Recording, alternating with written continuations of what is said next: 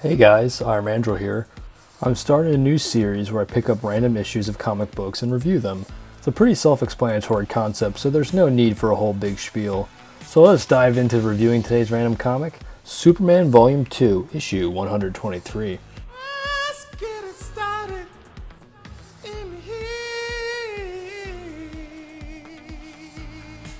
So the comic starts out with Lois speeding down the highway in a hurry to get help for Superman, as he's succumbing to changes that are altering his powers and physical appearance. Superman is being reborn into Electro? Don't you know I'm Electro? And if turning into a blue monstrosity wasn't enough, he's got to deal with an actual blue monster on the loose as well. This monster's name is Scorn, and he's actually not so bad once you get to know him, as it's revealed he's just misunderstood at the end of the issue. I initially thought this might have been Blue Devil, especially after it was revealed he wasn't evil. However, that is not the case. Guess I just think all blue demons look alike. Is that like a personal attack or something? Anyways, it seemed that the blue monster was putting Jimmy Olsen in danger, so Superman traveled faster than light to save him. All in a day's work for good old Superman. Wait a minute, did Superman just casually break the speed of light, also known as the universal speed limit, as nothing can move faster than it? Gone are the days where Superman was just stronger than a locomotive and faster than a speeding bullet. Now he's faster than the speed of light and strong enough to lift a book with infinite pages. How can a book have infinite pages? And what would that even look like, you may ask? A good question. For another time. So Lex Luthor is watching all this play out on the news, wondering if it would be more advantageous for him to help Superman with his new shocking developments, or to let him suffer.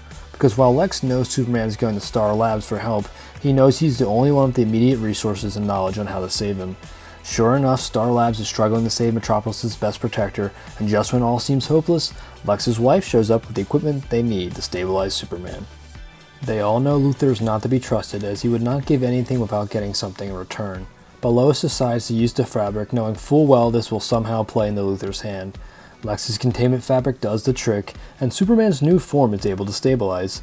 Ecstatic to be alive after such a close call, Superman flies out to Kansas to show off his new look to Mom and Pa. After catching up with the folks, Superman heads back to Metropolis, knowing that he'll have to spend some time learning the ropes again, as an all-new Superman's in town. What matters is that you'll be there for him, leading by example, just like always. Truth, justice, and the American way. It ain't broke, so don't fix it.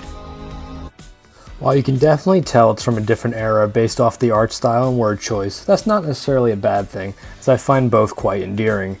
While I knew of the Electric Superman era, I have never actually read anything from it, and if I have, it's been so long that I've completely forgotten all about it. So reading the issue in which this form debuted was certainly a treat.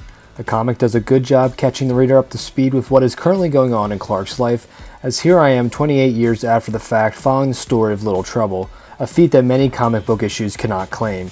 While the Electric Superman era is a radical departure from the norm, it still captures the heart of who Superman is as a character. I am definitely keen on reading more issues from this era and seeing what Big Blue gets up to in his shocking new suit. This is Iron Mandrill, signing off. Have yourselves a super day. Ciao.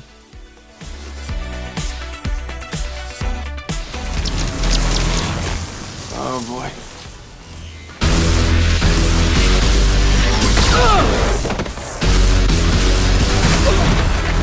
I hate this song.